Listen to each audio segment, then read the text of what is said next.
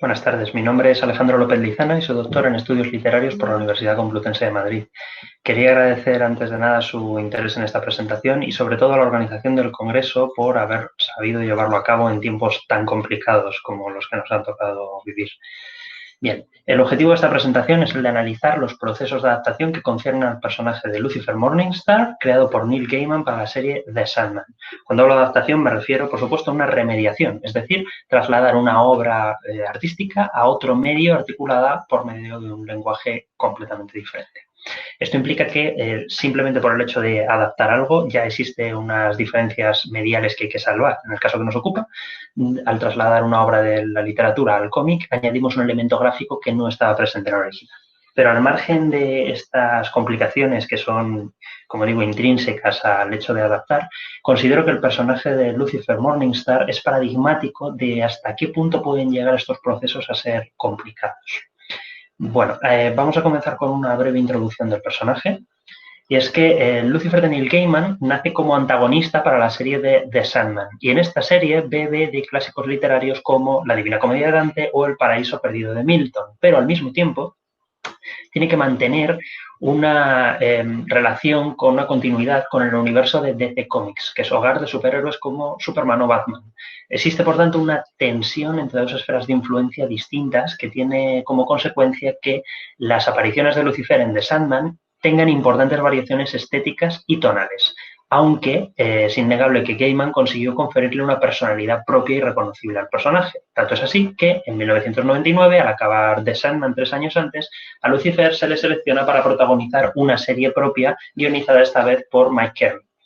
Desde entonces, en 2015, ha tenido además una adaptación televisiva que debe enfrentarse al reto de renegociar el caudal de influencia que proviene del cómic para adecuarse a un público generalista que no lo conoce, pero que sí conoce el mito bíblico. Vamos a empezar por el principio y nos remitiremos al Lucifer mitológico. La primera gran dificultad a la hora de rastrear el origen de este Lucifer es que, en contra de la creencia popular, no aparece en la Biblia. No sería sino a partir del siglo III después de Cristo cuando una lectura sesgada de unos versículos del libro de Isaías propician que un episodio que se refiere a un rey de Babilonia se interprete como referido en clave alegórica a la caída del demonio, utilizando el apodo de Lucifer, que en latín quería decir portador de luz, en referencia normalmente al planeta Venus. Aunque en la actualidad esta traducción del libro de Isaías no se considera precisa o correcta, siglos de tradición han consolidado el uso del epíteto Lucifer como sobrenombre del ángel que encabeza la rebelión. Pero es importante aclarar que no existe, por tanto, una historia canónica de Lucifer. Lo que existe es una serie de características concretas y de desarrollo de acontecimientos muy básicos que se ha consolidado por textos teológicos y por textos literarios. Lucifer del cómic parte del momento en el que ya se encuentra condenado en el infierno. Y esto es importante porque la trama de Lucifer como tal llega justo hasta ese punto. Normalmente no empieza ahí. ¿Qué es lo que hace Neil Gaiman? De algún modo amalgama las tres facetas del demonio que conocemos, que son el tentador, serpiente del Edén, el ángel rebelde, el Lucifer, y el señor del infierno, Satán. Y al amalgamarlos tiene que darle una serie de características que no se encuentran en esas otras obras literarias medievales. Aún así, como digo, al no existir una versión canónica de esta historia, de principio a fin, encontramos situaciones como la de la Divina Comedia, en la que cuando Dante se encuentra el monstruo enterrado en el último círculo del infierno, el monstruo de 3 cabezas con alas de murciélago, etcétera, etcétera, se refiere a él con el nombre Lucifer y no con el nombre de Satán, que sería el apropiado. Es más o menos lo mismo que hace Neil Gaiman, pero con dos detalles más, que cambia su nombre angelical, es decir, Lucifer como ángel en la continuidad de Neil Gaiman se llama Samael, no Lucifer, y que no lo deforma. El Lucifer de Neil Gaiman es un hombre joven, rubio, con aspecto perfectamente normal, a excepción de esas alas de murciélago, esas alas de demonio que sí que conserva de la versión de Dante y de los grabados medievales. Vamos a comenzar entonces a analizar las apariciones del personaje, porque Lucifer aparece 3 veces en Sandman y cada una de ellas tiene un carácter distinto, motivado por diversos factores. La primera de ellas, en Preludios y Nocturnos, está influida por un lado por la Divina Comedia y por otro por el universo de DC Comics. En esta versión, el personaje protagonista de Sandman, Morfeo, tiene que bajar al infierno para recuperar su yelmo, que está en poder de un demonio. Y aquí es guiado por otro personaje llamado Etrigan, que es un personaje bien conocido para los lectores de DC Comics por ser un personaje recurrente de Batman y aliado ocasional de la Liga de la Justicia. Al mismo tiempo, Gaiman tiene que ceñirse a la imagen del demonio que ya había aparecido en otros cómics de DC. Y entonces, por ejemplo, tiene que desarrollar la estética de Alan Moore, que había utilizado en The Swamp Thing, y mantener la idea del triunvirato infernal que aparece en Hellblazer. Pero al margen de estas obligaciones, Neil Gaiman tiene libertad artística para desarrollar a su personaje y lo hace refiriéndose, como ya he dicho, a la Divina Comedia. Aparecen localizaciones que conocemos de la obra de Dante, como el Bosque de los Suicidas o la ciudad de Dite, en la que se encuentra el Palacio Infernal, Dite o Dis. También aparece la división en círculos del infierno y, por ejemplo, detalles muy sutiles como el hecho de que Etrigan, el demonio que guía a Morfeo, sea un demonio rimador, es decir, un demonio que habla en verso, igual que es un poeta, Virgilio, quien guía a Dante por la Divina Comedia. Al mismo tiempo, Etrigan engaña a Morfeo y le conduce de forma inesperada ante su antiguo amante, Nada, que es una mujer que lleva condenada a 10.000 años en el infierno porque Morfeo es incapaz de perdonarla. Nada es entonces una especie de reverso de lo que sería la Beatriz de Dante, que es una mujer que es digamos, la suma de todas las virtudes femeninas. Por lo demás, Gaiman reconoce haberse basado estéticamente en David Bowie para su representación de Lucifer.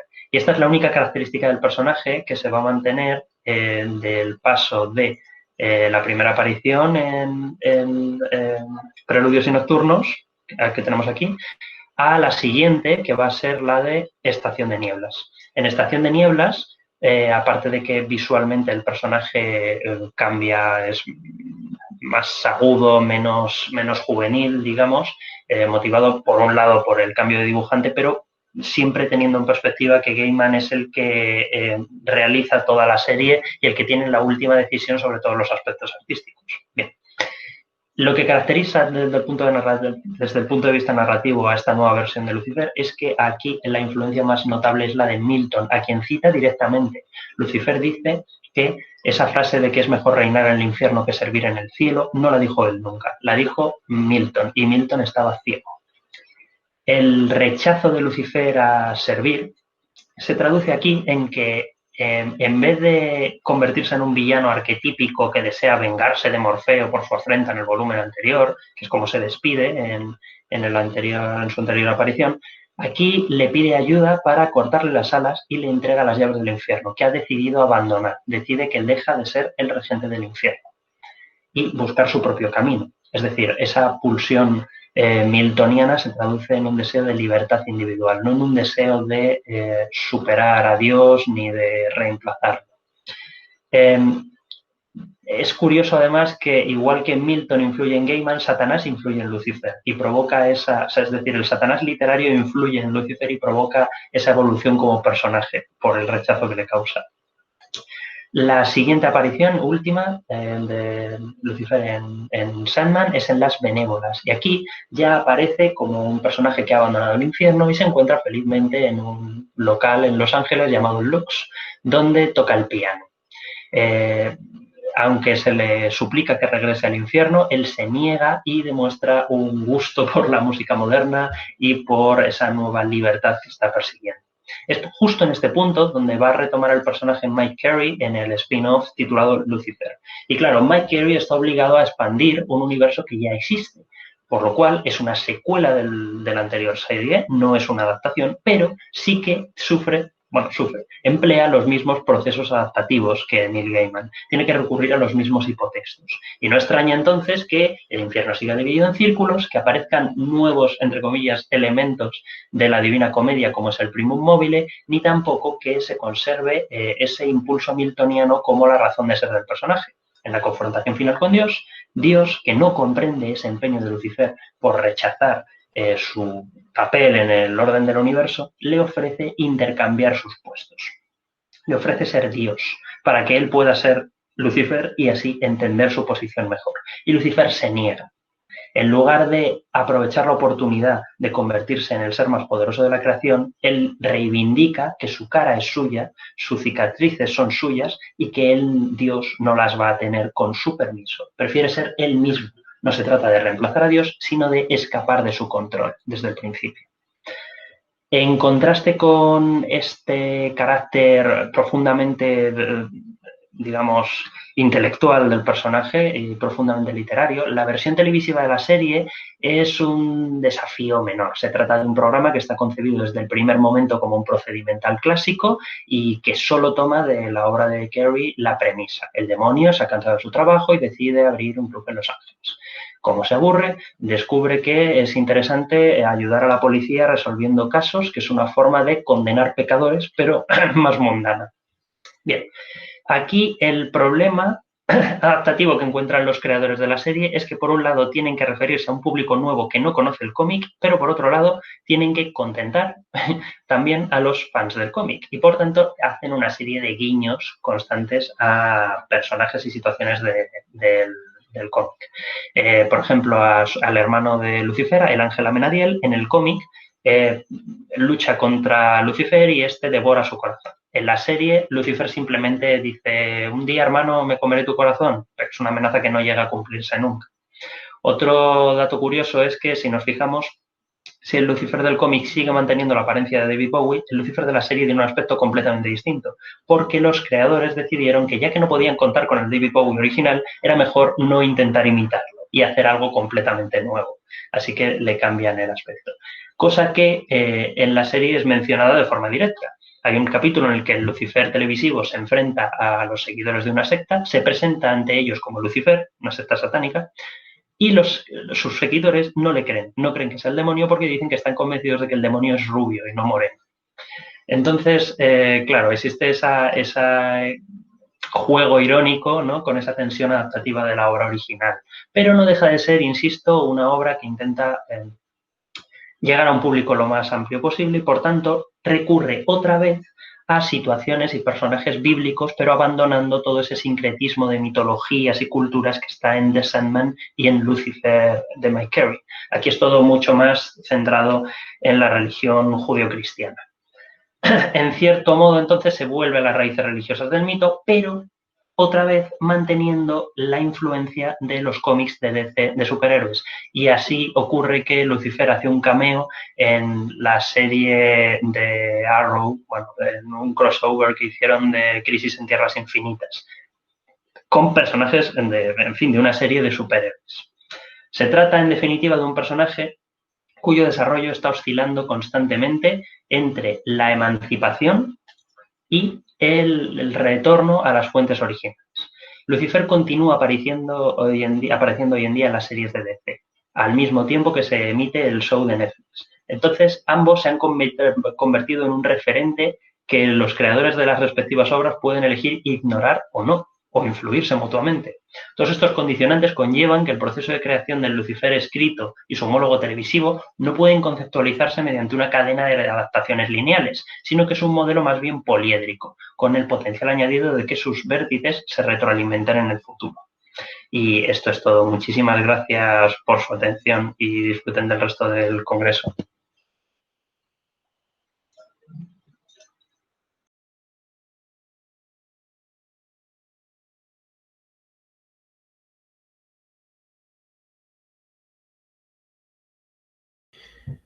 Hola, ¿qué tal? Mi nombre es Álvaro Pina Arrabal, soy ahora mismo doctorando en la Universidad de Jaén, donde también doy clases en el Departamento de Filología Inglesa, y voy a hablarles, mientras cargo el PowerPoint, del tránsito, de la transposición que se da de un medio semiótico como la literatura a otro como el cómic, distinto, visual en este caso.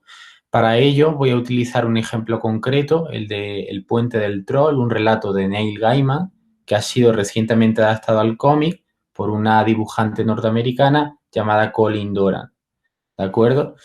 Entonces, pongo esto en grande Y voy a dividir la comunicación en dos partes, en dos secciones. Una primera en la que me voy a referir de manera casi exclusiva a los rasgos semióticos formales de uno y otro medio, de la literatura, en este caso del relato concreto de Gaiman y del cómic, por otro lado.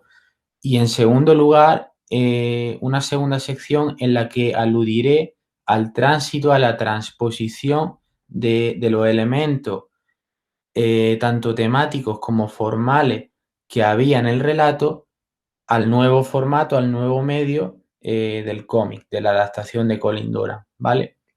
Entonces, en primer lugar, el relato original de Gaiman, que escribo con comillas, entrecomillado, y no es baladí el hacerlo, Trollbridge, ahora explicaré por qué. Lo escribió Neil Gaiman, no me voy a detener en esto, seguramente lo conocen, uno de los autores más conocidos de lo fantástico, ¿no? Múltiplemente premiado, galardonado, en fin.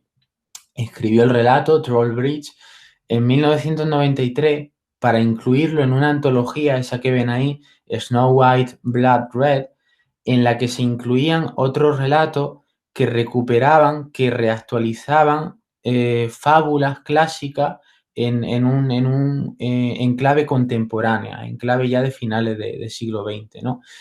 Y ¿por qué escribimos? ¿Por qué abogo por escribir esto entre comillas? Porque entiendo que el relato ahí forma parte de una colección mayor, como es esa obra que abarcaba, junto con otros relatos, el de Gaiman en concreto, y que hacía que no fuera solo un continente, sino también un contenido dentro de la antología, ¿no?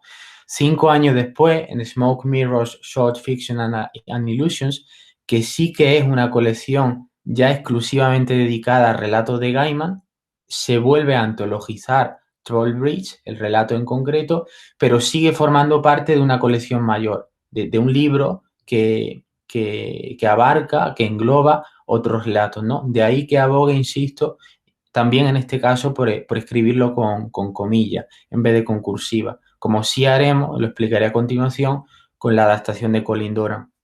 Bien, tampoco me quiero detener mucho en la trama.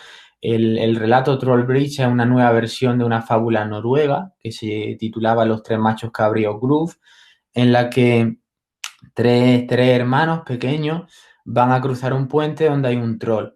Entonces, cuando el primer hermano llega al troll, este se lo intenta comer y el hermano le dice, sí, pero espérate, porque cuando venga mi segundo hermano, que es un poco mayor que yo, seguramente será más apetitoso y te resultará más suculento, más agradable comértelo a él que a mí, que soy todavía muy pequeño, ¿no? Entonces el troll lo deja pasar, llega el segundo y el segundo hermano hace lo mismo que el primero. Le dice, sí, pero seguramente mi hermano mayor es un poco más apetitoso que yo. Entonces espérate y te comes al más suculento de los tres. ¿Qué ocurre? Que cuando llega el tercero es fuerte, bastante mayor que los anteriores, y tira al troll al río. Acaba con el troll, ¿no? Esa es la fábula noruega original. Y Gaiman lo que ha hecho, partiendo de eso, ha sido una reactualización, como se le pidió en cierto modo para la antología del 93, dividida en tres partes. En la vida de Jack, un chico, desde su infancia hasta su edad adulta.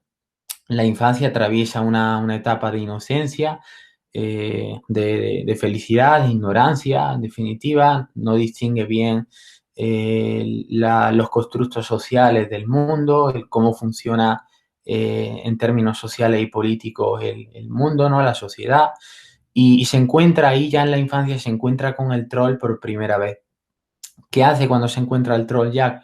Algo muy parecido a lo que ocurría en la fábula noruega. Aplaza el encuentro. Le dice, sí, me quieres comer y soy apetitoso, pero cuando crezca y esté mejor formado y haya crecido más también físicamente, seré más apetitoso. Entonces el troll acepta y lo deja pasar.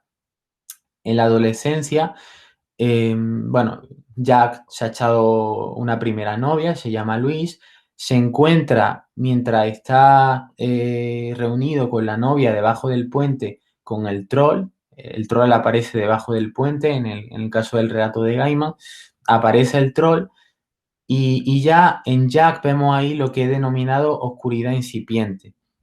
Jack le dice al troll que se coma a Luis, a su amante, más que a él, porque él quiere salvaguardar su propia vida, ¿no? Es decir, antepone su integridad a la de su primer amor, Luis. Ahí ya va creciendo la oscuridad en Jack. Y en la edad adulta, Jack ya trabaja para una discográfica, trabaja con autores, con artistas musicales conocidos, de reconocido prestigio, y lo que ocurre es que está casado con Eleonora, a la que engaña de manera reiterada, se comporta mal en este sentido con su esposa. Esta lo abandona en cuanto descubre que está siendo engañada. Jack sufre una pérdida de identidad, herido por sus propias acciones, y en un momento dado, y esto lo veremos después, se encuentra por tercera y última vez con el troll, que ya sí lo devora en sentido metafórico. Esto lo vamos a ver después, ¿vale? Y en el caso de la adaptación al cómic, que como digo, abogo por escribir con cursiva y digo por qué, esta colección salió en 2016, el cómic, ¿no? Este libro que ven a la derecha, más que una colección, es un cómic, un monográfico único dedicado al cómic, es decir, el cómic no está incluido en una obra que lo totalice, que lo abarque, sino que el cómic es en sí mismo la obra. Está editado, de hecho, en tapadura, al menos en la edición española, que es la que yo manejo, aunque ahí ven la inglesa, y vierte, y este es el primer punto que pongo ahí, es interesante, el texto íntegro de Gaiman al cómic. Esto quiere decir que, que todo el hecho literario de Gaiman está volcado al cómic, pero no es literatura. Y explico por qué. El cómic, además del texto, añade un componente visual irrevocable. El cómic tiene que utilizar sí o sí la imagen. Puede no utilizar el texto, hay cómics sin texto, pero sí que tiene que utilizar la imagen. Si no, no es cómic, ese es un rasgo inalienable al medio del cómic. Y distingue, al contrario de lo que ocurre en la literatura, que es opcional, la figura de un guionista y un dibujante. Puede ser la misma persona, el mismo sujeto operatorio, guionista y dibujante. Aquí en este caso son dos. Gaiman como guionista, entre comillas, porque es una adaptación, y Doran como dibujante, ¿no? ¿Y por qué digo que esto no es literatura? Porque se da una relación de continente-contenido, que es a lo que aludía antes. Aunque el relato esté textualmente vertido de manera íntegra en la nueva adaptación de Doran, ya el nuevo medio visual, el cómic, subsume el hecho textual literario que había antes. Es decir, el cómic actúa aquí como un continente visual de un contenido textual, que es la literatura. La literatura subyace en calidad de hipónimo dentro de un hiperónimo que es el cómic. Pero recuerden, esto es de lingüística general, que el hiperónimo es el que da las características al hipónimo y no al revés. Es decir, porque haya literatura, hipónimo, dentro del cómic, hiperónimo, este último no va a ser literatura, ¿no? Eso es lo que yo planteo. Es una cuestión de ontología relacional, en definitiva, y tiene también mucho que ver con ese último punto que pongo ahí abajo, adaptación y entramado capitalista. Esto implica que el relato no estaba escrito para ser llevado al cómic. El relato era un relato puramente textual, literario en sí. En el caso de una obra teatral o de un guión cinematográfico o de las letras de una canción, todo eso sí que está pensado para ser llevado después a otro medio semiótico, que es por lo que yo de hecho eh, abogo por considerar teatro, música, cine, no como literatura, aunque pueda haber un estatuto estético en los rasgos textuales de esos guiones realmente, porque son guiones, sino considerarlos lo que son, teatro, cine, música, etcétera. Y en este caso ocurre algo parecido, que es que al ser adaptado y además enmarcarse, incardinarse en unas coordenadas capitalistas, como pongo ahí, muy específicas, a las que no me voy a referir, pero que más o menos conocemos todo en el siglo XXI, pues es más una adaptación de un relato que en su momento no iba en ningún caso a ser cómic, que un guión que en su día estuviera pensado para ser llevado al cómic, ¿no? Lo que quiero decir es que Gaiman no escribió el relato para ser llevado al cómic. Cuando en el 93 compuso el relato, no tenía ni idea de que más de 2 décadas después esto iba a ser trasladado a un medio semiótico distinto, ¿no? Y aquí ya y voy rápido, llegamos a lo que quiero estudiar como en términos de transposición intersemiótica, es decir, cómo la idea objetivada en el relato escrito se han trasladado al medio visual que es el cómic. Pongo ahí lo de la teoría de los afectos porque permite reconocer emociones siempre en términos de materialismo filosófico de no operatoriedad, es decir, son ideas objetivadas sin más. El personaje, el actante ficcional de un cómic o el de un relato no sienten, ¿no? Pero no dejan de ser emociones objetivadas y representadas, porque la literatura, el cómic, casi cualquier medio artístico son representación en la obra artística. Entonces, esas emociones se pueden estudiar en transposición, en términos de intermedialidad con respecto al cómic. Y lo que vemos es que aquí a la izquierda ven la página del cómic de la infancia de Jack, en la que, como ven, los colores son mucho más cálidos, más vivos, el trazo es muy definido, como pongo ahí, de la paleta cromática, hay muy poco claroscuro, mucha viveza en el color, ¿no? En el manejo de la paleta cromática, en definitiva. Y sin embargo, en la segunda imagen que ven a la derecha, que corresponde con la edad adulta de Jack, en la que, como decíamos antes, ya ha oscurecido su vida, se ha enturbiado el día a día del personaje, el trazo ahora es mucho más difuso, más vago, hay un claro uso del claroscuro entre el paisaje y él, casi no se le ve el rostro, ¿no? Está muy difuminado, utiliza ahí Colin Doran esa técnica del difuminado, y eso lo que quiero decir es que ese síndrome de Peter Pan, que se da también al que no voy a aludir en demasiada profundidad en el relato, esas emociones, a partir de la teoría de los afectos, que Gaiman de alguna manera representa mediante texto, Doran, la adaptadora, los traslada de esta manera al cómic, mediante el empleo sobre todo de la paleta cromática, ¿no? Y ya voy terminando. En el caso del final de la historia, ya cuando se encuentra con el troll por última vez, tiene realmente tres opciones, las que pongo ahí, que son renovarse y vivir, arreglar su vida y seguir adelante, suicidarse y morir, que siempre es una opción. Sartre, por ejemplo, decía que el suicidio siempre es una opción, esa opción está ahí para Jack, o la que realmente hace, que es la tercera, que es morir en vida. ¿Qué ocurre? Que el troll se apodera de él, suplanta su identidad, como ven ahí, y el que ven ahí en esa última imagen, que es ya extraída del final del cómic, también del relato, el texto es, como decía antes, el original del relato, el troll, el que está ahí sentado ya es Jack, convertido en troll debajo de un puente, mientras la sociedad sigue funcionando, él ha muerto en vida, y es el troll, que ahora es Jack, ese personaje de ojos verdes que ven arriba a la derecha, el que actúa en calidad de Jack, de persona humana. ¿Qué ocurre aquí? Dos cosas rápidas. Que hay una metáfora visual que en el cómic, en el relato escrito, perdón, es fácil de identificar porque se genera mediante el empleo de palabras sin más. Y en el caso del dibujo es un poco más complicado, porque Doran se ve en la obligación de hacer lo que he denominado ahí desambiguación ontológica. Es decir, al haber una imagen sí o sí, Doran lo que hace es atribuir un rasgo que no está descrito en el relato original, que es el color de los ojos.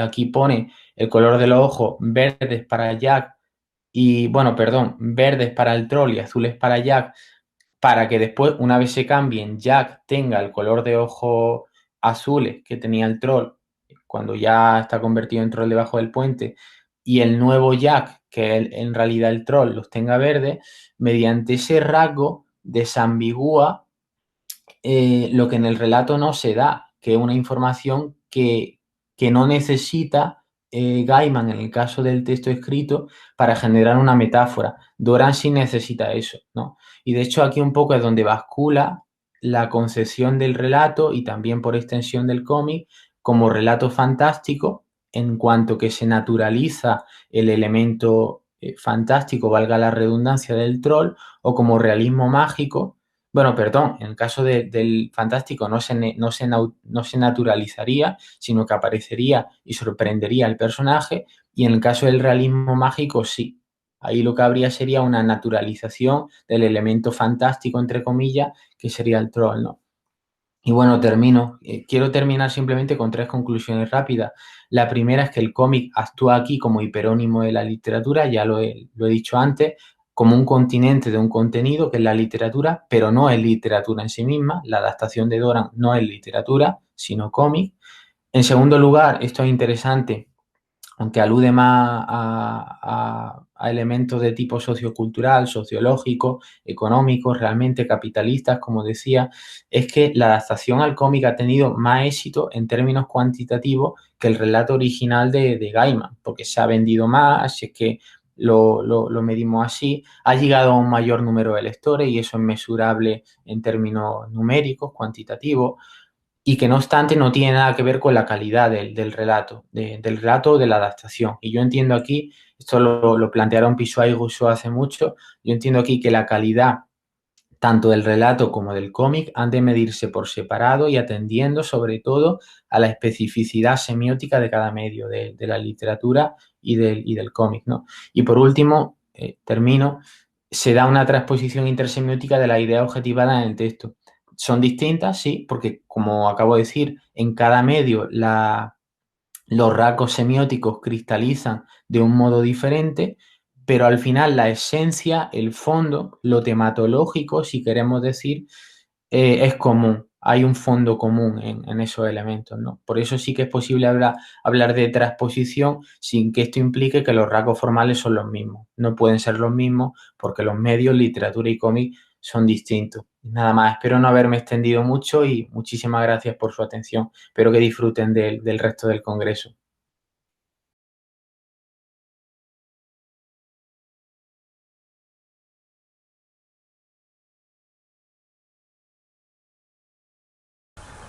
Hello, my name is Eva Rodriguez Cárdenas, and I'm going to talk about Shakespeare's and Gaiman's A Midsummer Night's Dream. But first of all, I would like to thank the organizing and scientific committees of this conference, Comics in Dialogue. Thank you for giving us the opportunity to carry out with our presentations, even in these challenging times. So, Neil Gaiman's series The Sandman presents its main character, Morpheus, as a link to different stories which create an inclusive mythic structure in which not only characters from the DC universe play a relevant role, but also ancient gods, magical creatures, legends, myths, and literature. One of the aims of Gaiman when he was writing The Sandman was to reflect on the following: what does the 20th century do with, to, and about myth?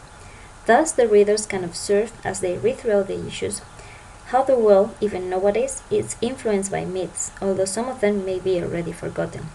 The third volume of the series, titled The Dream Country, is the first of 3 Sandman short story collections. In one of these issues, illustrated by Charles Vess, Gaiman tells the story behind the creation of Shakespeare's A Midsummer Night's Dream. It details dreams' involvement with and influence upon Shakespeare. By analyzing the comic and studying its relationship with the original work, it can be observed how comics materialize myth through the reappropriation of those myths.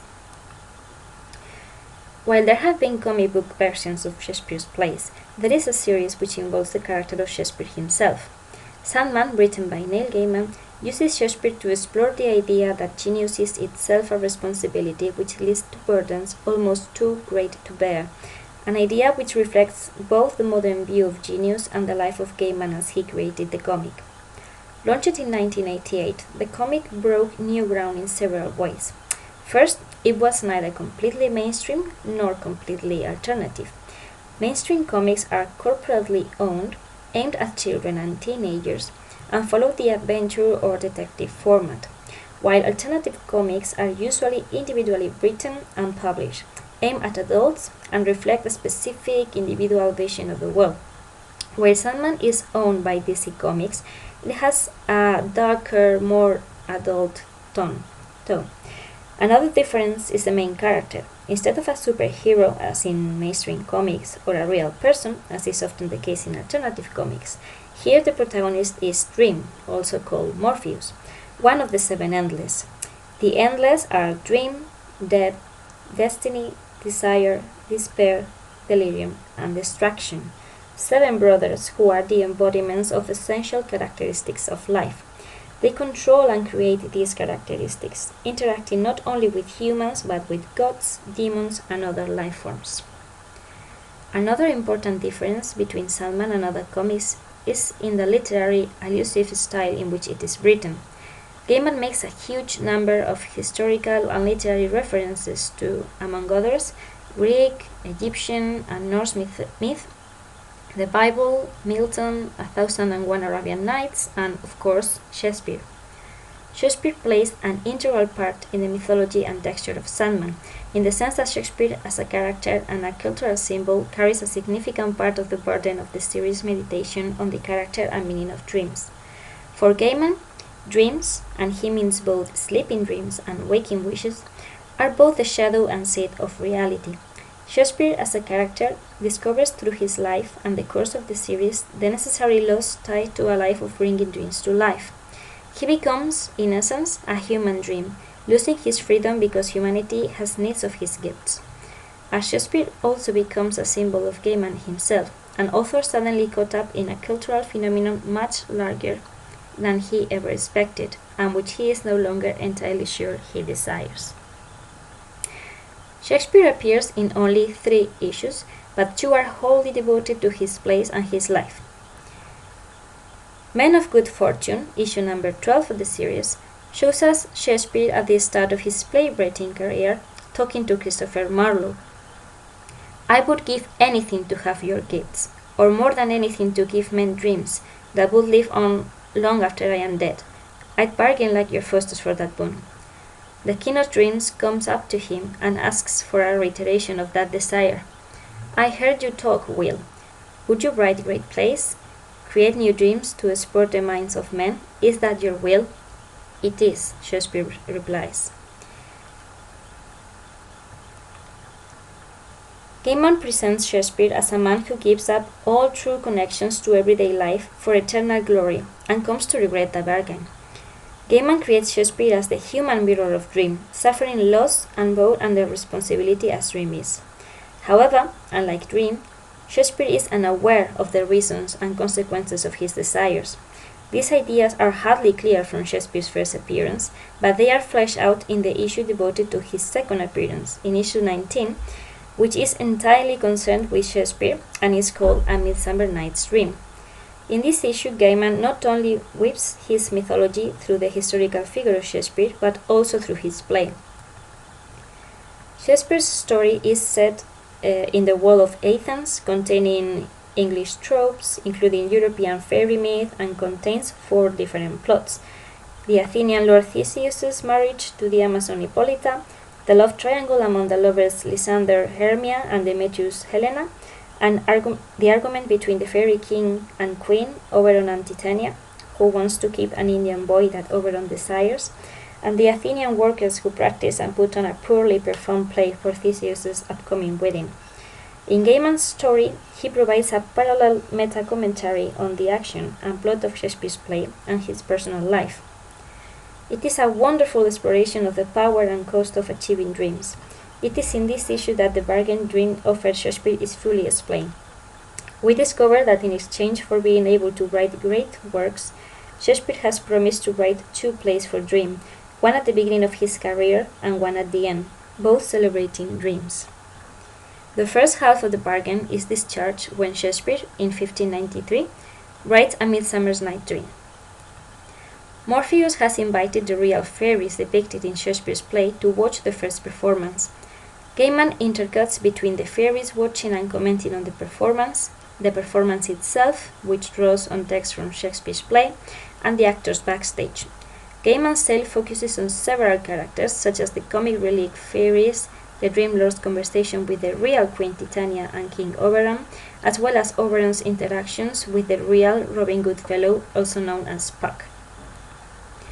As Titania watches the play, she notices Hamnet, who is playing the orphan Indian boy, the character that Oberon wants from Titania. In Shakespeare's text, the Indian boy never appears as part in the play. However, Gaiman weaves the character as a device to parallel the desire between the fictional Titania of the play and the real one watching the performance. Hamlet is Shakespeare's son.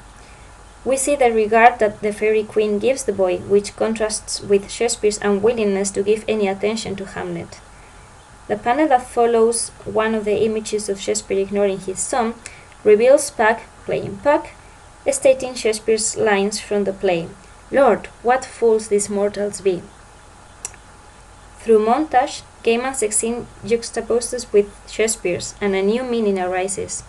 Puck's lines now represent a comment on the foolishness of Shakespeare for failing to give attention to his son. Gaiman closes the issue with a mention of Hamlet's death in 1596 at age 11. The implication is strong that Hamlet's death is actually a real case of fairies taking a child, but with no goblin changeling left in its place. In Gaiman's telling, Anne Hathaway has forced Shakespeare to take Hamlet with him as he travels the provinces. Hamlet reveals that it is the first time he has seen his father for more than a week. When one of the friars insists, "I would be proud of him, were he my father," Hamlet responds that if he died, his father would just write a play about it called Hamlet. All that matters to him, all that matters is the stories. With these lines, we begin to see the Faustian cost Shakespeare has paid in attaining his dream. The difference between historical fact and truth is highlighted by Oberon, who objects to the play because things never happen thus. Dream's response is to state a central idea both to Gaiman's entire conception of the Sandman universe and A Midsummer Night's Dream. Things need not have happened to be true. Tales and dreams are the shadow truths that will endure when mere facts are dust and ashes and forgot. Shakespeare has gradually become a creator of tales as well as a great writer. His versions have, in fact, become the great stories, not because they are mythical connections to a greater reality, but because they have helped to shape our culture's knowledge about itself. In this way, Shakespeare, that is, the plays, has become cut off and isolated. The plays are often taught in single-author courses, or, if part of a great book or drama class, regularly standing for the entire literature of the Renaissance. Gaiman is correct when he chooses this moment to have Dream reveal to Shakespeare that Marlowe is dead. Having been surpassed or superseded, Marlowe disappears almost completely from the history, the reality of most modern culture. Shakespeare and Dream are further paralleled when Shakespeare ignores his son's desire to talk about Titania. He is watching the play. And Dream is himself ignored by Titania as he meditates on whether his bargain with Shakespeare was right. She is also absorbed in the play. The creation of the two, Dream's inspiration and Shakespeare's words, thus comes between and cuts off direct communication between individuals. Neither Hamlet nor Dream receives the reassurance he seeks, precisely because the play itself is so powerful. Gaiman thus suggests that dreams, while a necessary and valuable part of life, have the disconcerting ability to take the place of real life. This observation is complicated, of course, because for Dream, dreams are real life, and for Shakespeare, dreams are what enable his continued existence. The 21st century reader knows Shakespeare as a person only because of the ability of his plays or dreams to live on. Throughout his tale, Gaiman blends the imaginary universe of his mythology with that of the Shakespearean imaginary universe of A Midsummer Night's Dream, and a historical mythology of Shakespeare's life. By means of this, Gaiman is able to posit the same themes as Shakespeare does, who essentially asks, "What desires do we dream?" However, Gaiman carries the question one step further. What is the cost of attaining that desire? And Gaiman's answer contains as sharp a truth as that of any written by Shakespeare. The price of getting what you want is getting what you once wanted. In Shakespeare's play, we never discover the consequences of attaining the love that the lovers desire, the creation of children and the responsibilities that go with it.